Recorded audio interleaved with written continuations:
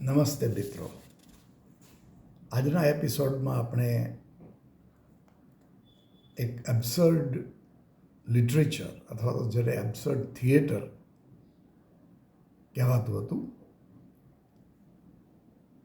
એમાં એક મહાન લેખક સેમ્યુઅલ બેકેટ એની કૃતિ છે વેઇટિંગ ફોર ગોડો. એક નાટક છે પણ એ એબ્સર્ડ પ્રકારનું નાટક છે. પહેલાં તો આપણે એ સમજવું પડે કે એબ્સર્ડ એટલે શું. આમ તો સીધો જો એનો અર્થ લઈએ તો એબ્સર્ડ એટલે અર્થહીન, મૂર્ખતા ભર્યું. તો આ નાટક એવા પ્રકારનું હોવાનું કે જેમાં અર્થ નથી, કોઈ રેશનલ, તાર્કિક, લોજિકલ કોઈ વાત નથી, પણ જીવનની જે અર્થહીનતા છે એને એમાં રજૂ કરવામાં આવે છે. આમ તો 20મી સદીમાં, ખાસ કરીને સેકન્ડ વર્લ્ડ વોર પછી કેટલા એવા લેખકોએ જે એક્ઝિસ્ટન્શિયલિઝમ, અસ્તિત્વવાદની અસરમાં આવેલા, અને એ લોકોએ આવા એબ્સર્ડ કહી શકીએ એવા અથવા તો એક્ઝિસ્ટન્શિયલિઝમવાળા નાટકો અને નવલકથાઓ લખેલી છે. આ નાટક આપણે જ્યારે વાંચીએ ત્યારે આપણને જે સામાન્ય નાટકો છે એના કરતાં સાવ અલગ લાગવાનું. એની અંદર કોઈ લોજિક નથી, કોઈ પ્રકારની કોઈ જેને આપણે રેશનલ એટીટ્યૂડ કહીએ એવો એટીટ્યૂડ નથી. માત્ર ને માત્ર અર્થહીનતા એમાં જોવા મળે છે. તો આવા અર્થહીન નાટકનો શું અર્થ એ આપણે સમજવાનું છે. અસ્તિત્વવાદી વિચારકો એમ માને છે કે જીવન અર્થહીન છે, જીવનનો કોઈ અર્થ નથી. અને કેટલી બધી વસ્તુઓ એવી છે આપણા વિચારોમાં. જીવન શું છે? જન્મ શું છે? મૃત્યુ શું છે? ઈશ્વર કોણ છે?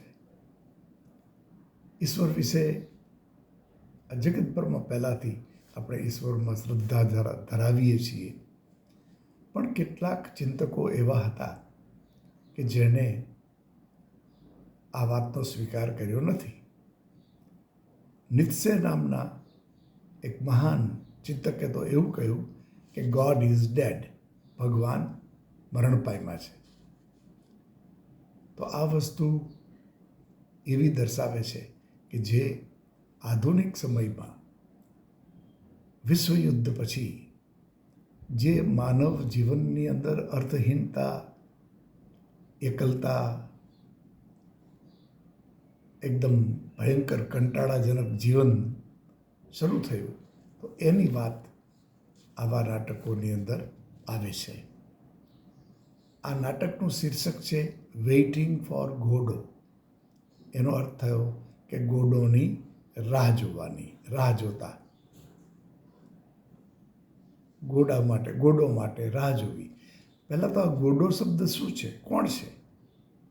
ખરેખર તો આ નાટકમાં બે જે પાત્રો છે એ ગોડોની રાહ જુએ છે. એને ખબર નથી ગોડો કોણ છે, પણ એ લોકો રાહ જોયા કરે છે કે ગોડો આવે ત્યાં સુધી આપણે એમની રાહ જોઈએ. આપણે ગોડોનો જો અર્થ કરીએ તો કદાચ ઈશ્વર પણ કરી શકાય. ગોડ. શું આપણે ઈશ્વર માટે રાહ જોઈએ તો શું ઈશ્વર આપણને મળવાના છે ખરા? ઈશ્વર કોણે જોયા છે? વાસ્તવમાં કોણે જોયા છે? એ એક મોટો સવાલ છે. ભલે આપણે એનો વિરોધ નથી કરતા. હું ઘણીવાર એમ કહેતો હું છું કે જો તમે ઈશ્વરને જો પ્રકૃતિ સાથે જોડો તો કદાચ તમને ઈશ્વર દેખાય. જેમ મેં એક વખત કહેલું કે પવન સરસ મજાનો ઠંડો આવે તો તમને ઈશ્વર જાણે તમને ટચ કરતા હોય, તમને સ્પર્શતા હોય એવો અનુભવ થાય. તો ઈશ્વરને તમારે કેમ જોવા?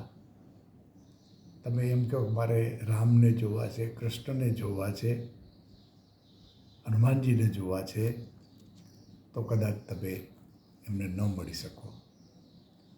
પણ જો પવન આવે અને ત્યારે તમને પવન સુત હનુમાન દેખાય તો સમજી લો કે તો તમને ઈશ્વર મળ્યા કહેવાય. એટલે આધુનિક સમયમાં આવું બનેલું છે કે ઈશ્વર પણ એક શંકાસ્પદ, ડાઉટફુલ એક વિષય બન્યો હતો અને ઘણા બધા લોકો એથેઇસ્ટ એટલે કે નાસ્તિક અને એગ્નોસ્ટિક એટલે કે અજ્ઞાનવાદી બની ગયા હતા. એટલે આ નાટકને આપણે એ રીતે સમજવું પડે. સેમ્યુઅલ બેકેટનો જન્મ 1906માં થયેલો અને એનું મૃત્યુ 1998માં 1998માં થયેલું. એમનો જન્મ છે એ આયર્લેન્ડના ડબલિનમાં થયેલો અને એમને નોબેલ પ્રાઇઝ 1969માં મળેલું. મેં આપને કહ્યું એ પ્રમાણે એમના નાટકો છે એ મોટાભાગના નાટકો એબ્સર્ડ પ્લેસ છે. એબ્સર્ડનો અર્થ કરવો હોય તો મેં તમને કહ્યું એમ એબ્સર્ડ એટલે અર્થહીન, એકલતા, નિસહાયતાનો માનવ અનુભવ એ બધું એમાં જોવા મળે છે. માણસને એમ લાગ્યા કરે કે આ જીવનનો કોઈ અર્થ નથી, તો એ એક એબ્સર્ડ લિટરેચરનો એક હિસ્સો બને છે. એબ્સર્ડનો અર્થ કરીએ તો તર્કહીન, અર્થહીન, મૂર્ખતા ભરેલું અને આડું અવળું, આડેધડ, કોઈ લોજિકલ સિક્વન્સ નહીં, બિલકુલ આડી અવળી વસ્તુ જેમ ચાલ્યા કરે તો એ એબ્સર્ડિઝમનો એક ભાગ છે. એબ્સર્ડિઝમમાં શૂન્યતા છે. કશું જ દેખાતું નથી, કશું જ જીવાતું નથી, કશું જ મજા નથી આવતી, તો એ દર્શાવે છે શૂન્યતા.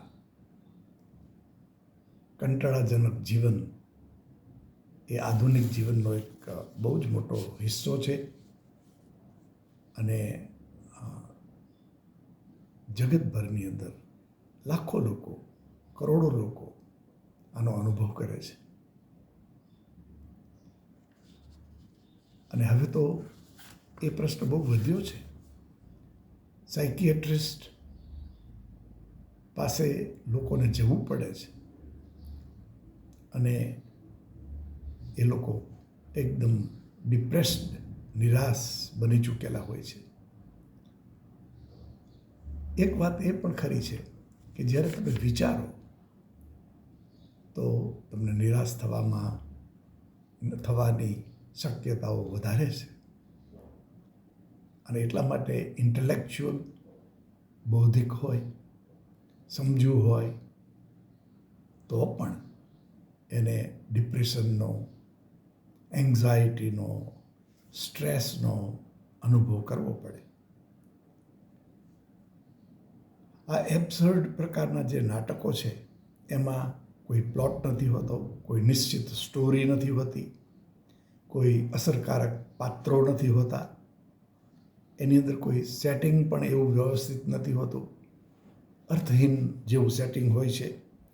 જેમ આ વેઇટિંગ ફોર ગોડોની અંદર આ જે બંને પાત્રો છે એ બંને એક પાંદડા વિનાના વૃક્ષની નીચે બેઠેલા છે. પાંદડા વિનાનું વૃક્ષ, લીફલેસ, અને એવા વૃક્ષની નીચે બેઠા બેઠા ગોડોની રાહ જુએ છે.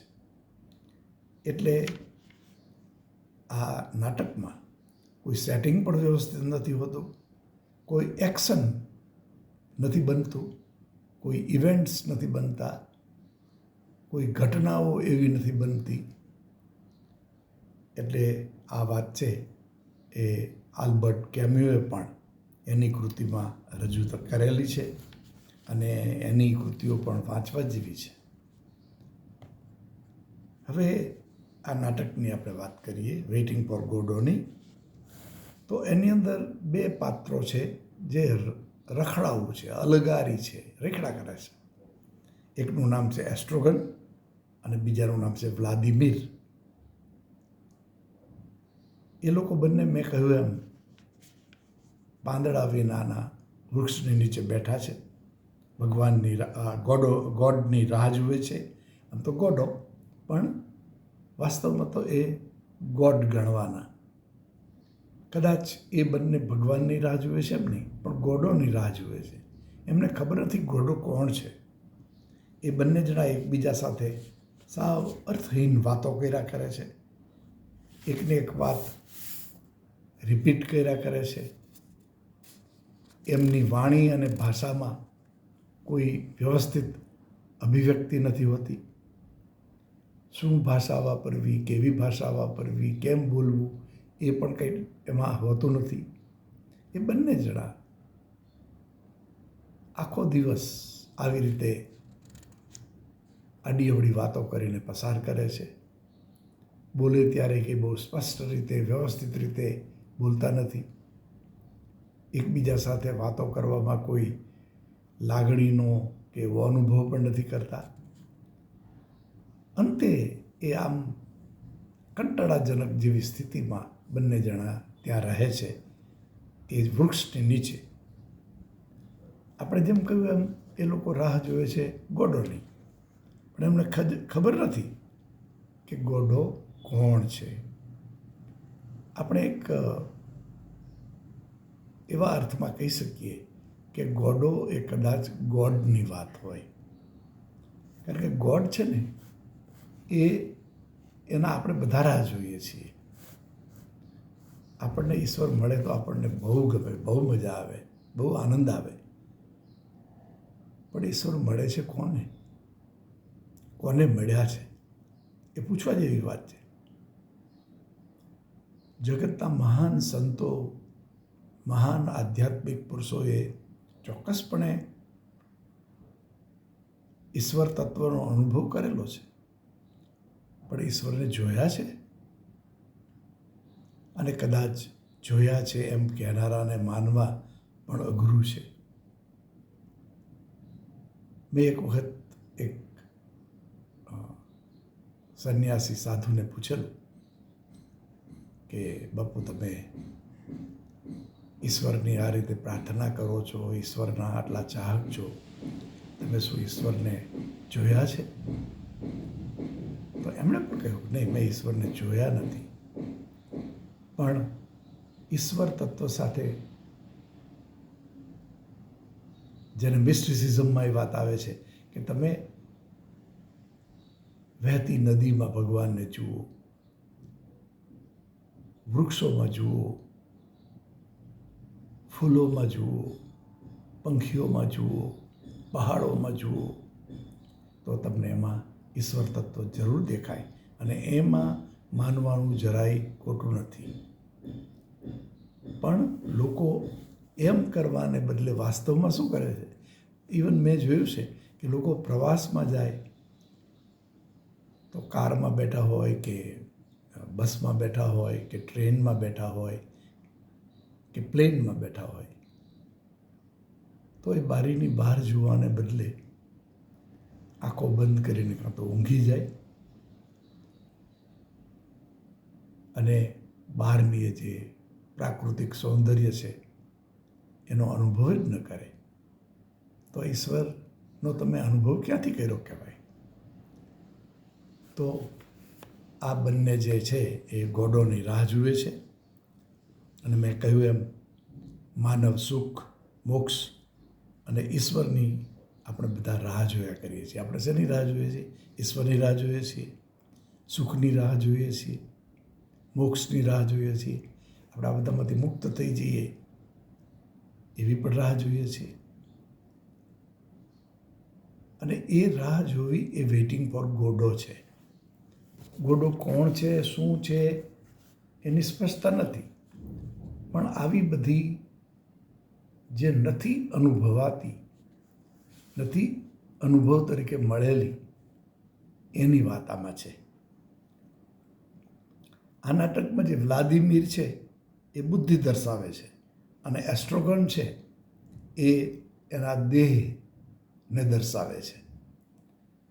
એટલે બોડી એન્ડ ઇન્ટેલિજન્સ એ બહુ અગત્યની વસ્તુ છે, પણ બુદ્ધિથી પણ ઈશ્વર જોવા મળતા નથી. દેહને પણ ભગવાનનો અનુભવ થતો નથી. તો આ તો વેઇટિંગ ફોર ગોડો વ્લાદિમીર અને એસ્ટ્રોગોન કર્યા કરે છે, જેમાં આપણે પણ કંઈક રાહ જોયા કરીએ છીએ. આપણે સ્પષ્ટ નથી કે શેની રાહ જોઈએ છીએ, પણ આપણે રાહ તો ચોક્કસ જોઈએ છીએ. હવે આ બે પાત્રો છે એ મેં કહ્યું એમ ત્યાં બેઠા છે એક વૃક્ષની નીચે પાંદડા વિનાના, અને ત્યારે બીજા જણા બે વ્યક્તિઓ પસાર થાય છે. એકનું નામ છે પોઝો અને બીજાનું નામ છે લકી. આ પોઝો છે એ લકીના ગળામાં દોરડું બાંધી અને પ્રાણીની જેમ હાથમાં ચાબુક લઈ અને પસાર થાય છે, અને અવારનવાર ચાબુક પહેલાંને મારે પણ છે. અહીં આ જે વાત છે એ હ્યુમન નેચરની છે કે જેમાં કોઈક વ્યક્તિ બીજી વ્યક્તિને પરેશાન કરે છે, એને એક્સપ્લોઇટ કરે છે, એનું શોષણ કરે છે.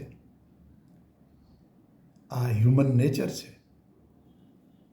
અને પછી બને છે એવું કે પોઝો એમ કહે છે કે લકીને કે લકી તું ડાન્સ કર.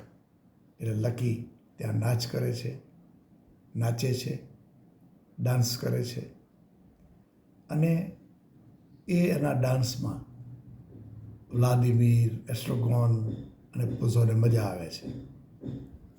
અહીં ભલે કોઈ અગત્યની ઘટના નથી, પણ એ દર્શાવે છે કે અંતે સંગીત, નૃત્ય, સાહિત્ય, કલા એ આનંદ આપનારી ચીજ તો છે જ, અને એનો અનુભવ કરવો જોઈએ. એટલે લકી નાચીને આ રીતે કરે છે. પોઝોની ઘડિયાળ એ કંઈક ખોવાઈ ગઈ છે, અને ઘડિયાળ ખોવાય છે એટલે એમ કહે છે કે મને હવે સમયની કેમ ખબર પડશે, કેટલો સમય થયો, શું સમય થયો, ઘડિયાળ વિના સમય કેવી રીતે જાણવો. આ પણ એક સરસ મુદ્દો છે. શું સમય ઘડિયાળ સાથે જોડાયેલો છે? એ તો આપણે એને કનેક્ટ કર્યો છે. એક વાત મેં એવી એક ફિલોસોફીમાં વાંચેલી છે કે ખરેખર સમય નથી પસાર થતો, પસાર તો આપણે થઈએ છીએ. તમે 1980માં જન્મ્યા હો અને આજે 2024માં તમે છો, તો તમે એ વર્ષો પસાર કર્યા છે. તમે સમયની બાજુમાંથી નીકળતા રહ્યા છો. તમે 1980, પછી 81, 82, 83, 84 એમ કરતાં કરતાં 2024 સુધી પહોંચ્યા છો. જેમ મિનિટોને પણ આપણે ગણીએ છીએ, તો સમય છે એ તો વાસ્તવમાં આ તો ક્રિએટેડ બાય મેન, હ્યુમન બિઈંગ્સ. આપણે સમયની ગણતરી આપણે ક્રિએટ કરેલી છે. ઋતુ હોય કે વરસ હોય કે સમય હોય, કલાક, મિનિટ, ક્ષણ, સેકન્ડ, એ બધું જ આપણે બનાવેલું છે. બાકી તો time doesn't pass, we pass by the time. આવી ફિલોસોફી પણ કહેવામાં આવે છે. તો એનો અર્થ થયો કે આ પોઝો કે ઘડિયાળ વિના તો મને આવડશે જ નહીં, સમયની. એટલે આ લોકો રાહ જોયા કરે છે. ત્યારે એક છોકરો આવે છે, એનું નામ નથી આપવામાં આવતું. આ 4 પાત્રોનું નામ છે વ્લાદિમીર, એસ્ટ્રોજોન, પોઝો અને લકી. પણ એક છોકરો ત્યાં આવે છે અને કહે છે વ્લાદિમીરને એને કે આજે ગોડો નહીં આવે. એણે કહ્યું છે કાલ આવશે. અને પછી બંને જણા કહે છે કે હવે આપણે રાહ જોવી પડશે. We will have to spend night here, રાત અહીં પસાર કરવી પડશે. પછી બીજા અંકમાં, આ 2 અંકનું નાટક છે, એ બીજા અંકમાં પોઝો અને લકી બંને પાછા આવે છે. લકી તો મૂંગો થઈ ગયો છે અને પોઝો આંધળો થઈ ગયો છે. પોઝો કહે છે કે આંખ વિના સમય સમજાતો નથી. હવે જો કલ્પના કરો, આ એક નાના એવા મુદ્દાને સરસ રીતે લીધેલો છે. પોઝોએ આંખ ગુમાવી છે, લકીએ જીભ ગુમાવી છે, વાણી ગુમાવી છે. અને એ જ્યારે ગુમાવીએ છીએ ત્યારે જેમ ઓલાએ કહ્યું કે મને સમયની હવે ખબર જ નહીં પડે, તો લકી મૂંગું બની ગયો હતો. એણે જે થોડું ઘણું બોલતો હતો એ બોલવાનું બંધ થઈ ગયું. આમ આપણા જીવનની અંદર કંઈક આપણે ગુમાવીએ તો વધારે નિરાશાજનક જીવન આપણે જીવીએ છીએ. એટલે અંતે એમ કહેવાય છે કે વ્લાદિમીરને એસ્ટ્રોગોનને એવો વિચાર આવે છે કે ચાલો ને આપણે મરી જઈએ, આત્મહત્યા કરીએ. પણ એની પાસે દોરડું નહોતું. એટલે એ લોકો પટ્ટો ગળામાં બાંધી અને ઝાડ સાથે લટકાવવાનો પ્રયત્ન કર્યો. પણ બને છે એવું કે પટ્ટો તૂટી ગયો અને એનું પેન્ટ પડી ગયું. એટલે તમે કલ્પના કરો કે it is a humorous event કે જેમાં આવી ઘટના બની કે મરવાનું તો એક બાજુ રહ્યું, પણ ઉલટાનું નગ્નતાનો અનુભવ થયો. એટલે આ વાત છે એ પણ સમજવા જેવી છે કે આ જીવનના બધા આવા હિસ્સાઓ, આવી વાતો સતત બનતી રહે છે અને એને એ જીવનને વાસ્તવમાં તો એબ્સર્ડ જ બનાવી દે છે. Life becomes absurd. એટલે જ આને થિયેટર ઓફ એબ્સર્ડ કહેવામાં આવે છે. એટલે બંને અંતે, આખા નાટકના અંતે આપણે કહીએ તો એમ કહી શકાય કે બંને એવું નક્કી કરે છે કે ચાલો આપણે હવે છૂટા પડીએ. પણ ફરીથી પાછું વળી ખબર પડે છે કે ગોડો કાલ આવવાનો છે ને, તો ગોડો આવશે એની રાહ તો જોઈએ. વાસ્તવમાં ગોડો ક્યારેય આવતો નથી, આવ્યો નથી. આ બંને માત્ર ને માત્ર રાહ જોયા કરે છે. રાહ જોવી એ બહુ સારી વાત છે, નો ડાઉટ. આપણે આપણી વાતો કરીએ ત્યારે આપણા ધર્મની વાત કરીએ તો શબરી ભગવાન રામની રાહ જુએ છે અને ભગવાન રામ ત્યાં આવે છે. એ મિનિંગફુલ છે, એબ્સર્ડ નથી. જ્યારે એબ્સર્ડમાં આવી વાત છે કે ભગવાન આવતા નથી, ગોડો આવતો નથી, સુખ આવતું નથી, મોક્ષ આવતો નથી, તો એનો અર્થ એ થયો કે દુઃખ, વ્યથા, નિરાશપણું એ તો જીવનમાં રહેવાનું. એનો પણ આપણે અનાદર ન કરી શકીએ, કારણ કે દેટ ઇઝ ધ રિયાલિટી. એક વાસ્તવિકતા છે. શબરી બનવું સહેલું નથી.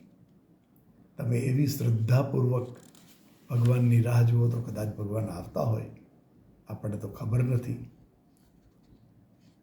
આપણે કથામાં કે વાર્તામાં એને સાંભળીએ છીએ અને એનો સ્વીકાર કરીએ છીએ, કાંઈ વાંધો નહીં. પણ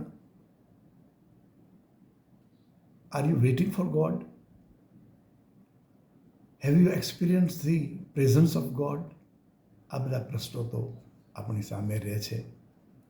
અને એટલે એવું પણ કહેવાય છે કે તમને કોઈ પૂછે ને કે તમે ઈશ્વરને જોયા છે,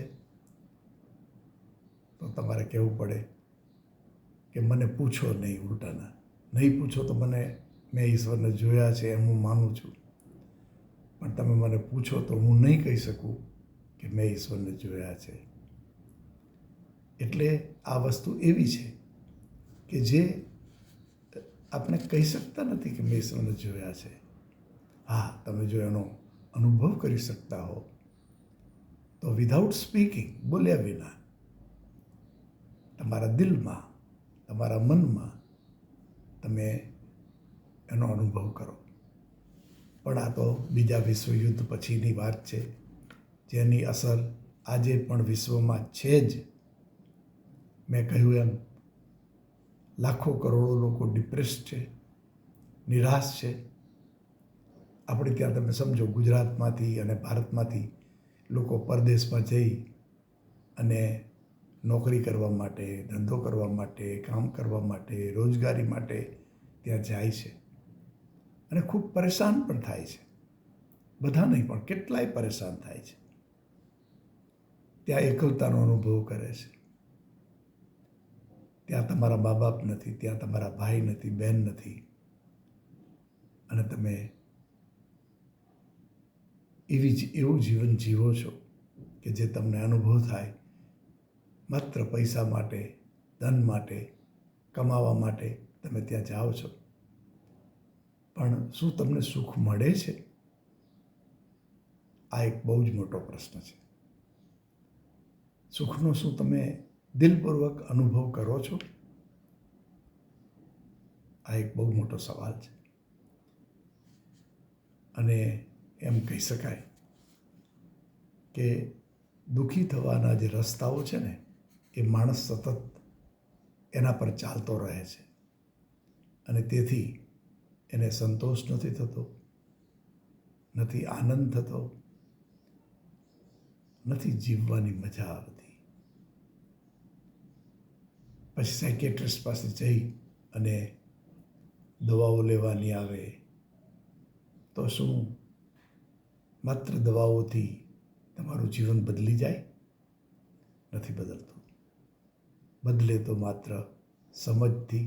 અને સૌથી મોટી વાત તો એ છે કે આવી પરિસ્થિતિમાંથી બહાર આવવું એ બહુ જ જરૂરી છે. આ નાટકને આપણે આપણી રીતે એની ચર્ચા કરી, પણ તમે સમજી લો કે આ એબ્સર્ડિઝમ નામનો જે સાહિત્ય વિવેચનનો વિચાર છે તેને બરાબર સમજજો. હવે આપણે આવી કેટલીક આધુનિક કૃતિઓની પણ વાત કરીશું. હવે આપણે લગભગ એવરી વીક 1 એપિસોડ આપણે કરીએ. પહેલાં થોડાક વધારે રાખતા હતા, પણ હવે થોડુંક એવું રાખીએ કે વન્સ ઇન અ વીક આપણે કરીએ. તમે આ અવશ્ય વાંચતા રહેજો, આનો તમને ભારે ફાયદો થશે. એનાથી બહુ મોટી સમજ આવશે, 2 પ્રકારની, પરીક્ષા માટે કે તમારા સ્ટડી માટે તો ખરું જ, પણ એ ઉપરાંતમાં જીવન માટે પણ ખરું. અને આપણે એવી ચર્ચા કરીએ છીએ કે જેને કારણે આપણી સમજ આગળ વધે. તો આપનો સૌનો આભાર. Thank you very much.